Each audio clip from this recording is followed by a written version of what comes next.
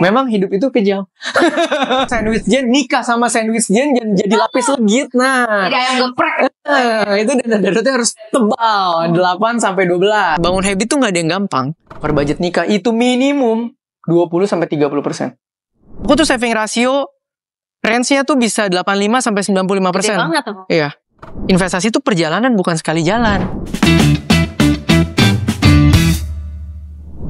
Halo Po, welcome. Kali ini Ruang Senyaman kita kedatangan special guest nih, Ko Theo Derrick. Apa kabar dan kesibukannya apa nih? Aduh, thank you nih Angel udah diajakin ke sini. Aku kesibukan baru pulang dari Singapura ya, puji Tuhan. Habis lihat Jurassic di Garden by the Bay. Kalau kesibukan tahun ini tuh ada hal yang baru sih. Aku tuh baru launching buku anyway. Kalau teman-teman ada yang tahu, namanya From Zero to Survive. Tahu dong. Tahu ya? Tahu dong. Iya, puji Tuhan udah halfway tuh mega bestseller. Jadi happy gitu. Buku pertama tapi puji Tuhan bisa jadi impact gitu. Luar biasa banget. Untungnya despite schedule-nya Ko Theo nih yang sibuk, masih mau sempetin ke sini buat sharing-sharing financial bareng sama kita ya. Aku yang thank you diundang. Nah, ngomong-ngomong nih kok, langsung aja kali ya. Gas. Kalau misalnya menurut Ko Theo sendiri nih, orang tuh bisa dianggap kalau nih orang nih ngerti secara finansial tuh kalau dia tuh tahu apa sih gitu tolak ukurnya. Oke, ini good question Jo. Jadi mungkin kalau kita ngomongin tahu, ngerti sama terbiasa itu hal yang beda ya. Sekarang kita ngomong ngerti dulu. Berarti mungkin buat Angel dan buat teman-teman nih yang nonton harus ngerti dulu bahwa finance itu kotaknya cuma ini doang. Kita bagi jadi 2 poin aja. Poin pertama, semua hal yang kita lakukan sekarang, kegiatan cari duit kita nih ya, mau kita employee, mau kita entrepreneur, mau kita self-employed, anything gitu ya. Tujuannya kan cuma satu, financial freedom. Financial freedom itu apakah langsung, oh aku berarti bawa mobil mewah langsung, enggak. Financial freedom dalam terms pastinya itu sesimpel passive income. Artinya sejumlah uang yang kita taruh di sebuah instrumen investasi menghasilkan income pasif yang bisa menutupi kita punya living cost plus gaya hidup per bulan. Itu freedom. Itu freedom. Jadi mau kita pakai brand apapun nggak ada hubungannya. Benar-benar. Tapi ketika kita sudah betul-betul pasif dan mendapatkan uang yang cukup untuk kita hidup dan apa yang kita mau, itu financial freedom. Itu dulu tuh. Jadi kita tahu ya, the goals financial game ini adalah mengconvert active income menjadi passive income. Passive income. Iya, jadi kalau misalnya perjalanan mengconvertnya puji Tuhan makin berhasil, nanti kalau lagi stres, pusing, healing, nggak pusing karena pasif. Benar. Iya kan? Nah, itu uangnya udah. Iya, betul. Nah, untuk mencapai ke sana ada 3 step. Step ini mau siapapun pasti melakukan ini, dan ini everlasting ya. Dari dulu sekarang hingga selamanya nih sama. Step pertama adalah ketika kita mau menuju ke sana, fokus kita pasti earning powers. Earning power tuh simple ya. Mungkin teman-teman Angel udah tahu ya. Seberapa besar kita punya earnings per bulan, atau seberapa banyak kita punya sumber earnings. Jadi either kita misalnya punya full time banyak freelance, atau kita full time freelancer sekarang juga banyak tapi freelance-nya bisa banyak banget, atau kita punya karir jenjang yang bagus yang kenaikannya besar, bonus akhir tahunnya besar. Nah, itu adalah goals kita pertama. Jadi yang mengubah situasi orang adalah earning powers-nya. Jadi kita gedein dulu earning power. Betul, bisnisnya. Kalau kayak bisnis, kok tapi bisnis kan juga sama, ambil gaji dan dividen. Itunya dulu digedein. Pokoknya sumber uang masuk digedein, diperbanyak terus atau perbesar. Nah, problemnya muncul ketika orang sudah berhasil memperbesar dan dapat momentum, duitnya dapat, diapain? Gitu. Karena banyak loh orang yang penghasilan dari 20 jadi 50 per bulan. Kalau kita lihat rekeningnya sama aja, kosong-kosong aja, kagak ada perbedaannya. Nah, yang main di sini adalah kebiasaan kita mengelola keuangan. Ngomongin budgeting, mungkin nanti kita elaborate di belakang ya. Yang kedua, ini pondasi finansial yang suka di skip sama orang Indonesia. Kita cuma tahu dapat duit beli saham, dapat duit narasinya beli kripto. Ini ada tengahnya nih. Namanya pondasi finansial, ini defense-nya. Nah, ini orang harus punya emergency fund, dana darurat yang teman-teman udah biasa denger gitu ya. Kalau yang punya orang tua cukup dan hidupnya tanggung jawab diri sendiri, kecilin aja ke 4-6 kali pengeluaran bulanan aman. Tapi kalau kalian sandwich Jen, perintis, atau sandwich Jen nikah sama sandwich Jen jadi lapis legit. Nah, jadi ayam geprek. Itu dana daruratnya harus tebal 8-12. Habis itu proteksi. aku bukan agent insurance, tapi proteksi medical sangat dibutuhkan. Kenapa? Sekarang masuk rumah sakit bisa habis semua kekayaan kita langsung. Betul, yang udah kita susah-susah earning powernya tiba-tiba gone gitu. Betul. Nah, kalau defense-nya udah ada, sekarang waktunya offense. Nah, jadi tadi ketika earning powers-nya besar, kita bisa kelola, berarti kan ada gap nih. Ada yang namanya uang sisa atau spare uang, free money. Free money ini yang harus kita tumpuk jadi capital untuk investasi. Nah, di titik inilah kita mulai bangun portfolio investasi. Nah, gambarannya Jel, segini dulu gitu. Oh, I see. Berarti kalau misalnya aku tangkap nih, berarti earning powernya emang kita harus gedein dulu. Harus. Karena ya gimana pun itu adalah pemasukan kita ya. Betul. Jadi peluru lah intinya gitu. Betul. Kalau misalnya udah dapat earning powernya gede, nggak bisa kelola juga sama aja, sama-sama habis. Nah, betul. Jadi kelolanya cash flow-nya, segala macam budgeting-nya. Mungkin kalau kita sebagai orang korporat gitu ya, kalau gajian masuk, kita bagi-bagi nih ke pos multi rekening gitu ya, supaya lebih terarah gitu lah ya. Baru nanti surplusnya kita buat investasi. Betul. Aku tuh dari dulu sampai sekarang selalu bangun habit itu tadi, multi rekening tuh. Dapat masukan. Benar. Potong buat saving dan investment, kita udah nggak lihat, pindah lah dia ke rekening lain gitu. Benar-benar. Apalagi kalau kayak bisnis gitu ya, itu kalau rekeningnya dicampur kan juga tutup sih. Kepake tuh kayaknya. Iya, tutup. I see. Berarti kalau seharusnya nih menurut Koko, kalau teman-teman di sini udah ngerti nih sama si konsep ini, dia bakal lebih smart dan wise gitu untuk spending misalnya, untuk do invest. Gitu. Smart sama wise beda. Smart belum tentu wise. Smart ke wise ini butuh experience. Nah, barusan kan udah pada ngerti, maka tambah smarter lah ya daripada belum dengar. Ya, dari tahu jadi ngerti nih. Nah, untuk bisa sampai ke wise, berarti ini harus dipraktekkan.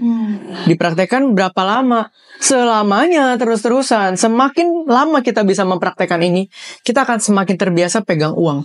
Karena bullshit banget ketika kita, sekarang penghasilan 5 juta per bulan. Nanti nih, tunggu deh. Kalau gue udah sukses, orang tuh kategori sukses selalu, tunggu deh kalau gue udah sukses, penghasilan gue 50 per bulan, gue akan akannya apa tuh? Biasanya kalau orang gak terbiasa, ujungnya jadi apa? Langsung ganti mobil, langsung apa? Kalau bisa semua orang harus tahu bahwa gue udah si 50 nih. Udah bukan si 5 per bulan. Habis lah itu. Jadi dikasih lihat gitu lah ya, Pok. Betul. Nah, itu kita harus pelan-pelan habitnya bangun. Jadi nanti kita gak kaget ketika dapat momentum. Dan kalau misalnya menurut Koko nih, orang tuh pandangan uang gitu ya, itu tuh tergantung berarti selain high habit dia, mindset dia, background dia juga mempengaruhi dong dengan dia melihat value of money gitu. Betul. Kalau dari Koko sendiri gitu, kayak persepsi Koko tuh ke uang tuh gimana sih gitu? Oke. Persepsi orang tentang uang balik lagi ya, sesuai background beda banget nih. Kita mungkin pernah gak punya temen ya yang kayak gini, gue kayak bisnis ini gue suka deh, karena bisnis ini passion gue. Banyak. Betul. Tapi, bapaknya punya duit tuh berarti. Karena kalau gue, kalau bankrupt ya udah gitu ya. Iya, aktivitas dan passion gue gagal. Bukan hidup gue yang terhenti di situ. Jadi yang di stake ini totally different. Makanya kalau buat perintis atau teman-teman yang sekarang mungkin orang tuanya nggak bisa mengcover kalian harus berjuang sendiri. Nah, buat orang-orang yang seperti ini, memandang uang itu sebagai tools for survival. Betul. Jadi bukan masalah pengen atau enggak, bukan masalah passion atau enggak. Ini masalah makan atau enggak itu dulu. Hidup atau enggak nih? Iya. Mati. Iya, karena hidup semakin banyak pilihan ketika kita udah makin punya uang. Uang itu memberikan kita pilihan. Makanya tadi kenapa dibilang financial freedom? Karena ketika kita nggak ngapa-ngapain dapat uang, kita berhak memilih hari itu kita mau ngapain. Itu yang mahal dari uang gitu. Nah, buat teman-teman yang sekarang puji Tuhan papa mama cukup, kalian tuh punya ruang untuk punya profil risiko lebih tinggi. Bisa explore, bisa coba bisnis ini, bisa coba bisnis itu. Oke, bahkan aku pernah bilang di kontenku, Jel, kalau orang bilang kalau gue bisa, lu juga harus bisa, itu orang gila gue bilang. Karena setiap orang backgroundnya beda. Kalau bokap nyokap lu kaya, lu bisa. Gue bokap nyokap susah, gue mati. Ini bukan masalah bisa atau enggak, antara hidup atau mati. Nah, bukan cuma kitanya doang lagi ya. Rangketan ke belakang juga ikutan gitu. Iya gitu loh. Banyak salah yang bilang, kok Theo kok hebat ya, bisa relate sama orang susah. Karena gue dari susah. Karena gue dari susah. Nggak ada nih gue baca buku orang susah gitu terus jadi ngerti, oh orang susah begini. Nggak ada gitu. Semua experience lah ya kok ya. Experience. Oke. Kalau misalnya ngomong-ngomong nih kok, sekarang kan lagi viral juga nih kayak orang bilang, aduh Indies economy nih gimana nih Indies economy. Menurut Koko juga nih, kayak tadi kan setiap orang backgroundnya beda. Mungkin buat yang backgroundnya lumayan ataupun yang backgroundnya kurang, apakah di Indies economy itu harus berjuang juga gitu? Maksudnya harus apa gitu yang harus mereka lakuin gitu di sini? Indies economy kita talking about uncertainty yang sangat tinggi. Kenapa? Karena kita tuh sebenarnya baru kena hantem COVID, belum sempat recover, dihantem lagi sama transisi yang gila-gilaan. Kenapa? Negara yang paling superpower ganti pemerintahan, regulasi berubah, peta semua berubah. 2, yang mungkin kayak 8 tahun lalu bisa jualan enak-enak, sekarang jualan online udah gak bisa seenak itu. Too many things changes in this economy. Bahkan lebih lucu lagi ya, kalau kamu lihat beberapa company, bahkan head corporate-nya bisa pindah-pindah, bisa di reshuffle ini di mana-mana. Kenapa? Karena regulasi berubah, arah berubah, kita pun harus ganti orang yang align sama direction itu. Itu mau gak mau. Nah, di saat semua orang berubah, semua regulasi berubah, banyak hal yang bukan mau kita bisa membuat rezeki kita terhambat. Bisa aja orang zaman sekarang kan kalau mau bisnis tuh fokus. Oke, kita fokus. Fokus kita itu tidak bisa melawan regulasi yang berubah, behavior yang shifting. Itu nggak bisa. Maka zaman ini adalah temanya tuh survival buat semua orang. Mau entrepreneur, mau profesional, semua. Nah, kalau survival ini ngomongin 2 hal. Likuiditas sama tadi pondasi finansial. Jadi kalau ditanya, kok Indies ekonomi tuh objektifnya apa? Pertama, survive dulu. Kalau kamu punya uang nganggur tadi ya, kamu punya surplus itu, kumpulin, ya parkirin dulu aja likuiditasnya. Kok tapi kan inflasi, udah lu tenang aja, 1 tahun sampai 3 tahun itu gonjang-ganjing. Pasti ada momentum. Mau tiba-tiba harga saham yang anjlok, mau tiba-tiba harga apa yang anjlok, pasti ada momentum. Bahkan teman kita aja bisa tiba-tiba BU jual barang murah. Betul. Nah itu harus ada likuiditas. Itu yang pertama. Jadi jangan lupa likuiditas itu penting sekali. Kalau di masa uncertainty kita tidak liquid, wah habislah kita. Itu. Yang kedua, pondasi finansial tadi harus ada. Dana darurat ya. Nah, tapi likuiditas yang tadi kita ngomongin di luar dana darurat ya. Jangan kok gue udah punya dana darurat nih 4 sampai 6 bulan. Wah, itu saham lagi murah. Gue beli pakai dana darurat. Welcome to hidup darurat. Nggak kayak gitu. Jadi itu kita pisah ya. Sama tadi balik lagi aku udah ngomong berkali-kali, biarpun kita sebel ini repricing terus, tapi proteksi ini menjadi salah satu defense mechanism yang sangat penting gitu. Jadi defense-nya udah kuat, likuiditasnya ada, kita bisa survive. Berarti kalau misalnya tadi balik lagi nih kok, kan kata Koko kita harus pisahin ya darurat sama si liquid money-nya. Berarti better kayak liquid money-nya ya kita either taruh di tabungan, di deposito atau di RDPT gitu. Kalau dana darurat pun ditaruh di sana nggak apa-apa, selama itu masih fleksibel untuk diliquidkan. Daripada diem doang nggak jadi apa-apa. Benar. Kalau misalnya tadi Koko bilang nih, misalnya taruh di saham, bisa aja lagi floating loss, dan kita kalau cut kan ngurangin duit dana darurat kita. Sesuatu yang kita butuh liquid, apalagi dana-dana urgent, jangan pernah ditaruh di high risk instrument. Aku pribadi banyak kok taruh cuman di promo bank digital atau deposito berjangka bank digital, atau sekarang lagi banyak banget fitur-fitur dari bank digital yang kasih presentase yang bagus. Tapi makin fleksibel. Gitu. Jadi very simple lah. Berarti kok ngomongin likuiditas, harus taruh uang parkir. Nah, memang kita punya fiturnya nih, namanya Flexi Deposit, yang kita bisa break anytime sebenarnya. Enak banget tuh. Jadi, kan biasanya banyak ya kok kalau kita cairin deposito, bunganya either nggak dapat, atau jadi bunga tabungan, atau bahkan ada penaltinya. Nah, di sini kita nggak ada penalti, dan untuk bunganya itu tiring gitu kok. Jadi kita nggak balik ke 1% misalnya. Jadi, oke banget sih kalau kita pakai si Flexi Deposit ini buat simpen likuiditas kita. Oke. Gitu. Itu bagus sih. Jadi either way tetap ada win-nya. Betul. Win-win lah ya. Iya. Oke, jadi si Flexi Deposit nih lumayan masuk ke banyak POV ya sebenarnya. As entrepreneur kita kan sekarang juga lagi maintain likuiditas, nggak berani agresif ekspansi. Udah pasti yang namanya company atau individu kita butuh tempat parkir yang bisa fleksibel dan kasih rate bagus. Untuk profesional juga nih sekarang yang udah punya surplus, yang udah punya dana darurat dan likuiditas lagi nih kita ngomongin, tapi kan bentuknya beda. Ini juga cocok banget buat yang baru mulai. yang mungkin masih bingung memasukin kemana, yang mungkin juga kayak, aduh yang penting aku bangun habitnya dulu deh, ini juga cocok. Jadi menurutku ini produk yang oke sih untuk era ini ya. Dan sebenarnya aku juga pakainya sih untuk dana darurat sih kok sekarang. Karena kan kalau kadang dana darurat kalau taruh di tabungan doang ya udah segitu Iya, aja gitu ya. sayang. Nah, jadi ketika kita masukin ke Fleksi, kita dapat interestnya dapat. Dan kalau amit-amit ada yang mendadak, kita bisa cairin langsung gitu. Iya. Itu peran istri ya yang lebih defensif.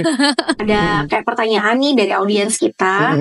Mungkin bisa dari Kokoni Insights-nya nih buat dia gitu.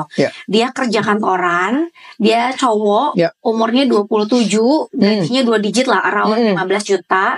Nah, planning dia tuh pengennya nikah nih 2-3 tahun ke depan. Dan pengen beli rumah juga. Possible atau enggak, karena sebenarnya nih kok kayak teman-teman aku juga dia kayak ada circle of friends lah yang akhirnya jadi pending terus nih nikahnya karena kayaknya belum bisa deh beli rumah dengan gaji segini gitu. Tipsnya deh buat mereka itu. Oke, ini balik lagi nih, tiap pasangan beda-beda. Apakah mertua dan orang tuanya mumpuni? Itu satu faktor. Apakah nanti akan dual income? Atau misalnya majority akan ditanggung si 15 per bulan ini. Kalau misalnya ceweknya ternyata 25 per bulan, kan beda cerita. 15 per 25 udah 40. Jadi ini kita lihat dulu yang mana gitu ya. Tapi kalau kita ngomongin misalnya bener-bener ini dependable-nya 80% sama si cowok deh gitu ya. Mungkin aku akan suggest di era ekonomi seperti ini, kalau pilihannya beli rumah dan menikah, mendingan menikah dan sewa rumah. Dulu. Kenapa? Balik lagi. Tadi kita udah ngomong ya, likuiditas sangat penting. Sekarang ambil rumah boleh kalau likuiditasmu berlebih. Kan kita bisa aja bilang gini, kok temanku dikasih papanya tabungan 3 miliar, tapi gajinya 15 juta per bulan. Bisa beli rumah nggak? Bisa. Langsung. Tapi kalau gaji 15 per bulan kok dia tiap bulan nabung 7 juta. Ya syukur-syukur dah 2 tahun ini dia 100 juta. Beli rumah, DP-nya aja udah hilang itu likuiditas semua. Jadi beda case, beda lagi approach-nya.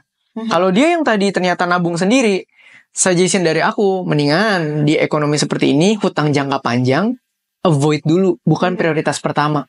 I see. Ya, tapi kan namanya kita mau nikah, pasti mertua nanya, tinggal mana lo abis ini? Iya, anak gue mau tinggal di mana? Iya, nggak mungkin kita jawab, tinggal rumah om dong. Sewa dulu ya om. Iya, pasti kan, aku sewa dulu ya. Gitu. Nah, di kala ekonomi seperti ini, harga sewa mahal murah. Benar. Semua orang rebutan. Iya enggak? Nah justru di kala-kala seperti ini masih bisa sewa dulu. Kecuali balik lagi tadi likuiditas berlebih. Emang menikah zaman ini murah? Enggak. Nikah zaman ini mau kita ngomong aku private aja, aku intimate aja, enggak bisa. Cewek kalau udah dibawa masuk ke expo pernikahan itu tuh pas datang orang beda, pas pulang orangnya beda.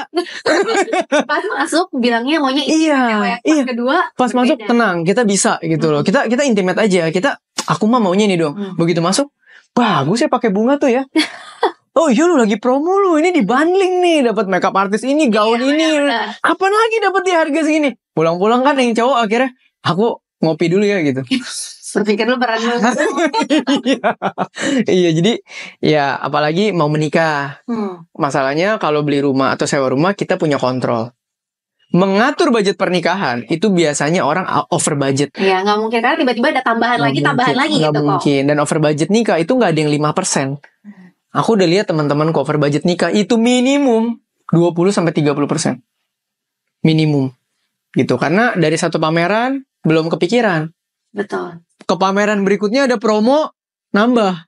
Ke pameran berikutnya ada promo, nambah. Dan itu biasa terjadi gitu. Jadi mungkin suggestionku kalau punya teman yang seperti ini, ya boleh consider yield rumah lagi murah, sewa dulu aja. Nikah yang diplomatis lah.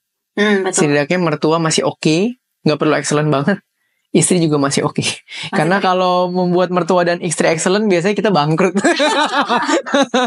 Sekarang ini ada case kedua nih. Ini lebih sulit sedikit lah ya buat Koko Teo nih. Jadi dia ini udah nikah, penghasilannya dual income nih kok. 10 juta tahun. Anaknya 1. Nah dia goalsnya itu pengen punya dana pendidikan anak 700 sampai 1 M, sama dana pensiun mungkin 3 M sekitar gitu. Dana pensiunnya. Sebenarnya aku lumayan relate juga sih, karena aku baru married juga ya. Jadi Kita tuh sekarang lagi ngumpulin dana pendidikan anak dulu karena masih international school aja berapa. Pasti. Dan jadi aduh kapan ya kita ngumpulin dana pensiun kalau gitu. Jadi apa nih tipsnya gitu kok? Oke, balik lagi ya. Kalau kayak gitu kan kita ngomongin dari 40 itu saving rasionya berapa. Itu faktor pertama yang akan sangat menentukan. Ya, saving rasionya. Saving rasio itu akan mempengaruhi psikologi keluarga. Seberapa mereka bisa menerima standar hidup setelah dipotong saving rasio. Jadi kalau namanya kita punya prioritas goal dalam finance, itu begitu income masuk, pasti kita potong ke sana dulu. Nggak mungkin sisanya. Kalau nggak bakal jadi goals. Betul. Nah, tapi misalnya kita sudah punya, berarti kan kalau dana pendidikan anak sampai pensiun pasti entaran. Betul. Dana pendidikan anak dulu. Ini juga tergantung anaknya umur berapa. Karena menghitung timeline ini penting. Anak umur berapa, dia punya jeda berapa tahun sampai pendidikan pertama, dia punya jeda berapa tahun sampai pendidikan berikutnya, dia punya jeda berapa tahun sampai pendidikan berikutnya. Itu yang kita takar. Nah, itu kan harus bisa kita convert per bulan. Gitu loh. Nah, itu kita harus bisa susun dulu dari situ. Dan standar hidup keluarga itu bisa bertahan semana. Dan 40 tadi kan belum ngomongin THR, belum ngomongin bonus performance. Berarti kan komitmennya udah harus THR dan bonus performance 60-70% harus tarik ke pendidikan si anak dulu ini gitu. Cuman mungkin yang aku mau selipkan adalah gini. Aku banyak ketemu kasus seperti ini. Mereka itu cukup idealis. Idealis dalam artian gini. Kalau bisa anaknya umur 5 tahun, kita udah punya dana dia pendidikan tuh sampai S1 mau selesai. Nggak perlu begitu. Kan ini kan kita tidak berpacu dengan waktu, berpacu tapi kan ada jeda-jedanya ya. Ada timelinenya lah. Ada timelinenya ya. Jadi yang mau aku tekankan adalah timelinenya jangan sampai lupa. Itu yang mesti dihitung. Dan jangan idealis kayak, ayo kita kumpulin ya 3 tahun lagi kalau bisa dana kuliah dia udah beres. Itu kan nggak make sense gitu, nggak realistis. Karena kalau 40 kamu saving rasio katakanlah 35 sampai 35% aja udah gede banget loh. 15 juta nih misalnya. Itu kan setahun 180. Betul. Itu nggak pakai masukan ke investment apa-apa dulu ya. 3 tahun 500. Itu sebenarnya udah lumayan banget loh. Aku rasa anak mah udah sampai SMP kali around. Kalau untuk pendidikan doang. Itu juga tergantung. Kamu tiba-tiba maunya sekolah inter atau enggak. Standarnya semana. Balik lagi. Tapi kan dengan itu kekumpul 3 tahun aja. Misalnya dia udah sampai SMP. Kamu bisa break dulu sebentar. Karena dia masih ngabisin masa pendidikannya kan. Ya misalnya kamu janjian. Kalau gitu 6 bulan ini kita hold dulu ya. Kita masukin ke yang dana ini. Jadi bisa diselingin lah ya. Iya. Jadi jangan kaku. Gak fokus banget sama. Iya. Jangan kaku dan jangan idealis. Karena finance itu sangat fluid. Yang penting step by step menuju goalsnya gitu. Berarti masih finance ini tuh ada seninya juga lah ya Koy. Betul. Nah sama yang penting kalau kamu mau puterin dana ini karena goalsnya esensial, jangan masukin ke high risk. Ya karena kan ada waktu kamu cairin kamu pakai. Betul. Ya jadi mungkin kayak reksadana pasar uang masih oke, mungkin deposito berjangka segala macam masih oke. Pokoknya yang bisa dicairkan dan resikonya jangan terlalu tinggi. Gitu. Kalau enggak kan sayang ya. Iya gitu. benar-benar. Sebenarnya kan di kita juga kan ada ya Pak ya deposito yang fleksibel. Misalnya kita mau masukin setahun atau 2 tahun, tapi nanti pas anaknya masuk TK misalnya, kita bisa cairin anytime gitu. Dengan bunganya yang masih oke lah gitu. Masih cuan lah gitu ya. Nah yang kayak gini-gini yang buat uang parkir dalam waktu periode tertentu ini yang menurutku orang harus terbiasa. Karena zaman sekarang tuh orang kayak, wah uang notabene gini. Wah orang kaya tuh uang cashnya rata-rata gak liquid semua. Kan gitu ya perbandingannya. Tapi kan mereka rasionya berapa persen dari berapa ratus miliar. Itu maksudku. Itu mindsetnya jangan kecampur di situ gitu. Jadi ketika memang udah ada jalan ke sana ya taruh dulu aja. Yang penting menghasilkan bunga yang cukup oke lah. Gitu. Nah penasaran juga nih kok. Kayak misalnya case aku ya. Kayak sekarang kan misalnya anakku masih baby lah ya. Dia masih 5 bulan nih. Kan kita mau kumpulin duit dulu nih. Sampai at least sampai dia TK. Menurut Koko tuh kayak better. Kan banyak juga ya orang tuh gengsi gitu. Terus masuknya international school gitu misalnya. Padahal earning dia mungkin gak gitunya. Tapi kan kadang kita sebagai orang tua pengen nih gitu. Harus gitu. Menurut Koko tuh gak apa-apa gak sih kayak maksain kah? Atau better gimana gitu? Ini Oke, ini pandanganku sebagai orang yang ini ya, udah pernah merasakan nggak bisa ujian, nungguin orang tua telepon bayar uang sekolah dulu. Jadi kita dikumpulin di ruang kepala sekolah berenam. Jadi aku udah hafal temanku yang kere-kere nih mukanya. Setiap ujian biasa dia lagi nih. Kayak, bapak lu belum bayar? Loh, mak lu belum juga. Udah tunggu aja dulu kita, yang lain udah mau ujian. Nah aku, one thing for sure, mau kita di kondisi semanapun buat anak itu paling penting rasa secure. Karena jujur, aku tidak mendapatkan rasa secure. Dan rasa secure itu bisa membuat anak pecah jadi dua hal. Satu, dia bisa, kalau mentalnya kuat nih ngotot terus, fight banget. Kalau mentalnya nggak sekuat itu, hancur. Hancur dalam artian bener-bener pasrah dari usia muda. Nah ini biasa pecahnya jadi dua tipe ini. Jadi kalau kamu nanya, kok maksa nggak? Menurutku yang penting anakmu merasa secure. Nah itu kamu yang bisa ukur. Jangan, keren-keren di sekolah inter, tapi baru bisa 2 tahun pindah sekolah ya. Iya, ternyata terpontang-panting gitu. Ternyata terpontang-panting, karena anak umur segitu nggak bisa mengerti bahwa kondisi ekonomi naik turun. Betul. Yang dia tahu, aku besok kuliahnya di sini, sekolahnya di sini. Kok tiba-tiba begitu? Udah gitu, pergaulan itu berpengaruh banget loh. Aku tuh lumayan pusing loh dulu ngelihat teman-teman yang kayak, wah gila ya, nih naik mobil dijemput segala macam, kita naik angkot segala macam, gitu loh. Itu pun akan berpengaruh ke psikologi anak. Gitu. Pasti berasa lah. Iya, jadi menurutku yang akan membuat anak kita suatu hari berhasil adalah ketika environment secure-nya diciptakan dengan baik, nilai-nilainya masuk dengan baik, di sekolah pun bisa menjadikan dia karakter yang capable dan punya integritas. Menurutku itu yang harus di make sure. Tapi kalau ada orang tua yang kok gue ngerasa harus di sekolah ini baru bisa dapat output itu. Silakan. Yang penting goalsmu tuh itunya. Betul. Bukan ininya. Karena ada kan masa kita mau masukin dia karena networkingnya misalnya.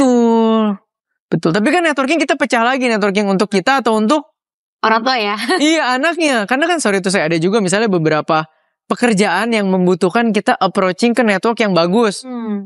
Tapi kita jadi ngegamblingin anak kita. Bukan beda prioritas juga.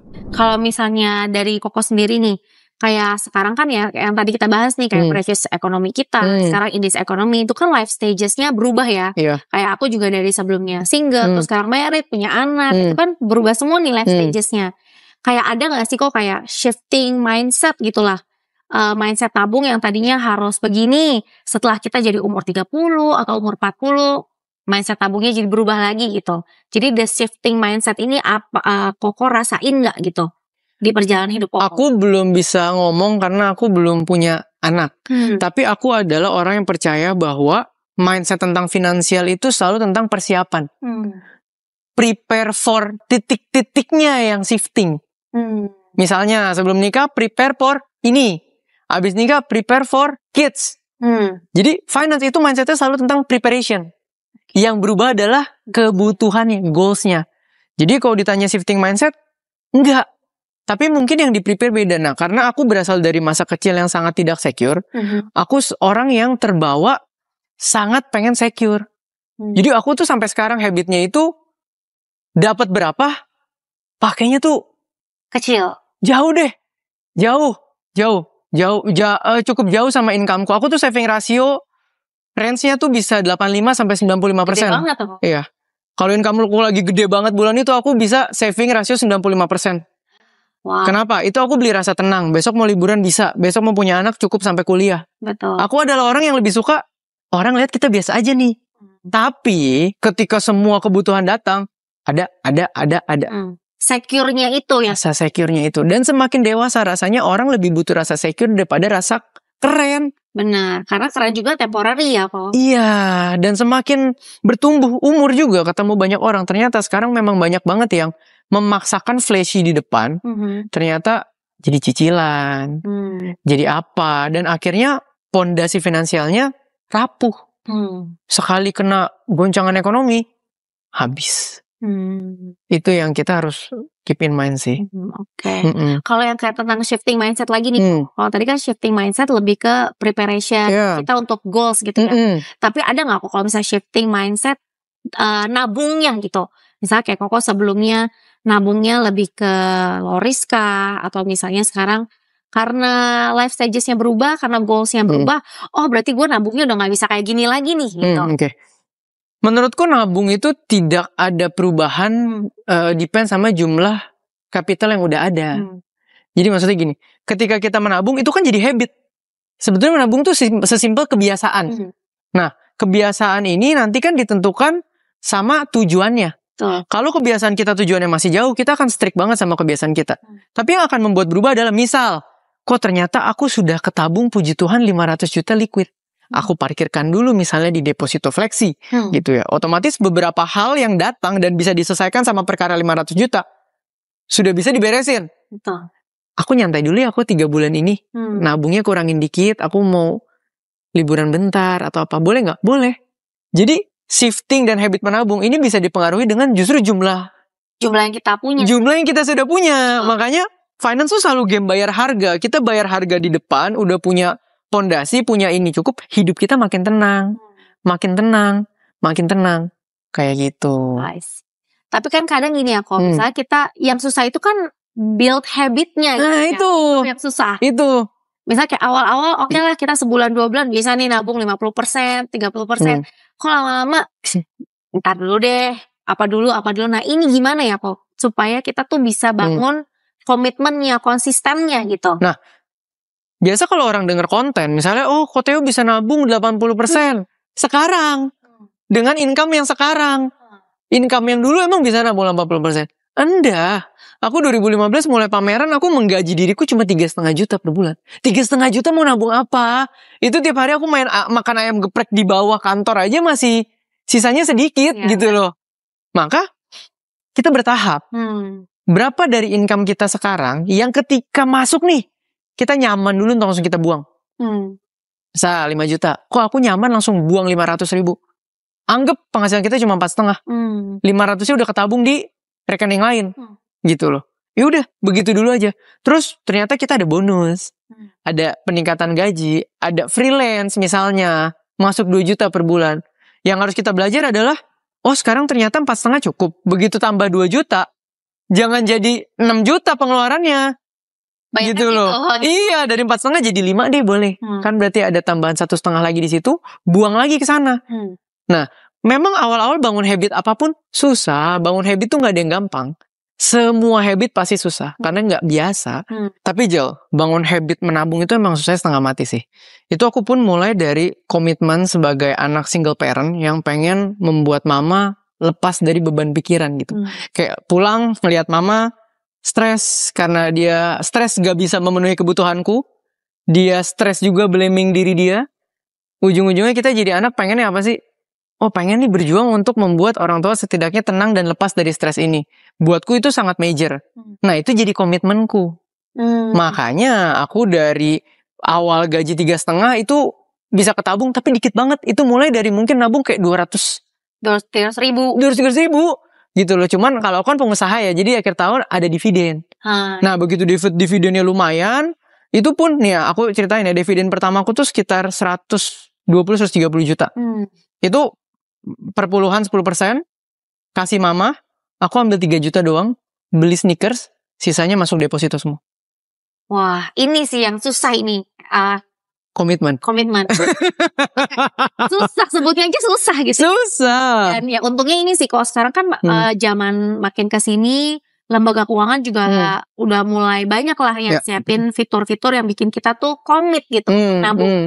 Contohnya si tabungan berjangka yang memaksa kita untuk komit gitu, karena yang itu tadi misalnya kita udah punya goals 2 tahun depan dapat 200 juta, dia udah hitungin per bulannya, dia auto debit langsung dari rekening kita kok. Jadi kita nggak usah sisihin, dia langsung ambil gitu lah. Nah itu enak banget. Kalau zamanku tuh harus penuh kesadaran, masuk, tahan, transfer gitu loh. Ini kan enak banget. Benar. Gitu loh. Ketarik lah gitu. Nanti 2 tahun kemudian, oh kelihatan loh ini udah jadi nih 200 juta. Iya, orang tuh harus terbiasa. Jangan punya habit auto cicil. Kan cicilan juga auto. Tapi orang terbiasa. Betul. Giliran yang nabung, orang gak terbiasa. Itu kan sama-sama auto debit loh. Benar. Ini auto nabung. Iya, yang satu menambah kekayaan, yang satu mengurangi kekayaan. Tapi orang habitnya di sini. Iya. Sama kan sebenarnya. Betul. Next lagi nih kok, kayak dari tadi kita udah ngomongin nih earning power, kita harus bangun posisi finansial. Nah sekarang pelurunya nih kok, investasinya nih. Karena kan sekarang tuh nggak cukup lah ya kita earn and save doang gitu. Betul. Kita harus step up ladder, kita harus mulai mengembangkan kekayaan kita lah, capital kita. Gimana nih menurut Koko secara bahas investasi? Oke. Ada dua hal nih ya, kalau ngomong investasi. Ini kita ngomong berarti earning power sudah kita bisa tingkatin, kita punya surplus cash flow, pondasi finansial beres ya. Sekarang mau mulai bangun portfolio investasi. Dua hal. Yang pertama kita harus tahu dulu, investment itu adalah capital game. Investment itu bukan return game. Investment jadi return game yang bagus ketika kita berada di circle yang tepat. Misal, kita punya papa yang punya sekuritas. Minimal. Atau kita punya, kita jadi ponakan yang pamannya mau IPO. Itu beda cerita, itu bisa fokus return. Kenapa? Kita bisa ukur resikonya. Dari yang high risk di mata orang, jadi moderate di mata kita. Ya. Tapi orang harus tahu, orang pada umumnya, investment adalah capital game. Nyari 1% dari 10 juta cuma berapa? Nyari 1% dari 1 miliar udah 10 juta. Betul. Itu yang akan membedakan. Tapi apakah berarti kalau kapitalnya belum besar nggak investment? Enggak gitu. Nah ini poin yang kedua. Investment adalah sebuah habit. Maka dari awal tadi udah mulai punya tabungan saving investasi, kita udah harus terbiasa menyisihkan ataupun itu kita ambil pindahin ke investment instrumen. Kenapa? Kalau kita tidak biasa invest dari jumlah ratusan ribu, nggak akan bisa invest jutaan. Ya, betul. Kalau nggak biasa invest jutaan, nggak akan bisa invest ratusan juta. Apalagi masukin ke instrumen investasi miliaran. Itu adalah habit yang berkembang seiring dengan perkembangan capital. Nah itu dulu tuh mindsetnya, kita harus ngerti. Nah baru kita bagi lagi, investment tuh ada low risk, ada moderate, ada high risk. Ada high risk. Iya. Karena kalau misalnya, jadi nggak semua orang tuh bisa langsung investasi gitu ya. Kalau dia harus tahu profil dia juga gitu kan. Betul. Tapi kan semua orang bisa mulai dari yang paling bawah. Betul. Dan meningkatkan resiko investasi itu sebetulnya tidak terbatas profil doang. Tapi terbatas capital, balik lagi. Justru yang harus kita perbesar adalah capitalnya, supaya pelan-pelan kita bisa trimming capitalnya, naikin profil resiko. Kita trimming lagi capitalnya, naikin profil resiko. Nah, yang sering terjadi adalah di Indonesia sekarang, capitalnya kecil, langsung masuk instrumen yang resikonya paling besar. Itu yang kita harus tahu gitu. Jadi, tapi kan kayaknya cupu banget. Mulainya nih kalau Gen Z nih, masa mulai dari reksadana, masa mulai dari mulainya memang dari sana. Saya pun mulai dari biliet deposito dulu. Bahkan masih fisik. Masih harus datang ke cabang gitu ya. Masih harus datang ke cabang. Gitu, pelan-pelan kumpulin lagi tahun kedua kan capitalnya ini ya, kita lihat ada peningkatan. Mau deh naikin profil resiko dikit. Misalnya udah mulai beli obligasi negara misalnya. Atau tahun depan nyimpen lagi, dia spreadnya lagi. Oh mau mulai dia masukin saham atau kripto gitu. Karena kan yang membedakan low moderate risk itu adalah fluktuatif returnnya sebetulnya. Gitu loh. Ketika kita masukin yang high risk, kita bisa untung 10%. Bisa juga rugi 10% sehari. Itu yang kita harus ingat. Gitu loh. Jadi ya pelan-pelan kita naikin seiring dengan pertumbuhan capital. Berarti awakening moment Koko Theo tuh mau investasi itu tuh tergantung capital yang kita punya. Betul. Jadi makin banyak capitalnya, kok naikin pelan-pelan. Betul. Kalau dulu mana berani misalnya, oh nih saham lagi yang bagus, harganya lagi jatuh, kita masuk ratusan juta. Mana ada gitu keberaniannya, biarpun duitnya ada misalnya. Tapi kalau udah terbiasa, udah tahu itu cuma masalah momentum, masuk nanti naik lagi, ya langsung hajar.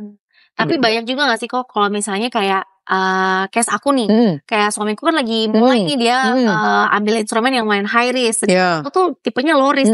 Mas kan masih deposit. Nah, kita sebenarnya boleh gak sih ikut-ikutan gitu? Sebenarnya capitalnya ada mungkin, tapi memang belum nyaman untuk masuk investasi itu.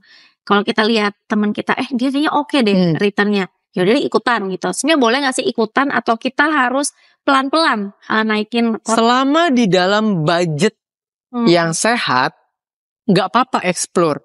Karena kita gak bisa bikin pikiran kita sempit. Kita bisa bilang, oh itu kayaknya beresiko ya, itu kayaknya gak ini ya. Tapi ada teman-teman kita yang untung dari sana dan lumayan. Ujung-ujungnya kita ngapain? Tahu gitu kan gitu mulu, bener gak? Menyesal. Iya, ya gak masalah. Yang penting trimming budgetnya sehat. Masuk aja dulu. Nanti kamu akan bisa lihat perkembangannya di diri kamu, impactnya apa. Ketika habis kamu masuk untung, kamu pasti nambah confidence. Betul. Berikutnya kamu akan mencoba lagi cara yang kayak gitu. Nggak ada masalah. Tapi sekali itu rugi dan kamu gak nyaman, kamu pun akan belajar. Oke, ini bukan tipikal gue deh. Gue kayaknya jangan kesini. Gitu. Apalagi kalau kamu sudah suami istri kan bisa bagi dua malah. Kamu defense, iya. dia offense. Kayak gitu ya. Iya, yang penting budgetnya aman, nggak ada masalah. Iya, kamu yang susah-susah deh. Biasanya ya, gitu. Pokoknya kalau naik kita jalan-jalan, kalau rugi kamu aku omelin. Biasa gitu. I see. Dan sebenarnya kok kalau misalnya even orang yang misalnya Koko nih, kalau Koko sendiri profilnya tuh lebih ke high risk sekarang atau tergantung momentum. Oke. Kalau aku itu puji Tuhan, aku tuh earning power sih cukup oke. Jadi kalau di posisi yang sekarang itu aku udah sangat fleksibel. Jadi memang udah ada some amount of money yang aku taruh liquid, sesimpel di depo doang. Nah, tapi aku ada saham juga, ada obligasi, ada. Terus aku ada lending juga ada ke beberapa project yang memang menurutku menarik. Aku udah ada budget ke sana, biarpun itu high risk. Terus membiayai bisnis yang orang baru mulai juga aku ada beberapa invest. Jadi aku pecah diversify sih. Berarti itu dia kok yang Koko bilang tadi di awal nih, semakin kita secure, semakin kita tuh punya banyak opsi sebenarnya. Iya, simple lah. Kalau punya duit bebas. Benar. Lu mau bilang kayak, tapi kan kok dia naik berkali-kali lipat. Selama hidup kita cukup, bodoh amat. Dia naik berkali-kali lipat, good for him, good for her. Kita penting kan cukup. Jangan sampai dia naik, kita cukup, kita ikut-ikutan, kita jadi gak cukup. Itu yang parah. Makanya banyak yang bilang ya punya uang, punya puasa atas diri sendiri. Iya, itu. Orang bilang, beli ini naiknya jauh banget. Gak ada masalah tuh, gue cukup. Kalau gue kurang, gue baru ikut stres. Kan kayak gitu. Dan kalau misalnya sekarang juga ya kok banyak juga kan ya. Misalnya kita bingung nih sebenarnya profil kita tuh apa gitu ya. Ada banyak, dan misalnya di lembaga keuangan juga banyak yang keluarin fitur, kita bisa ngecek profil risk kita dengan jawab beberapa pertanyaan. Oh, itu bagus tuh. Jadi kita tahu, oh kita ternyata belum high gitu ya. Tapi kalau dari Koko sendiri nih, boleh gak sih kayak share nih ke teman-teman, buat teman-teman yang ngerasa dia low, baiknya tuh investasinya kemana?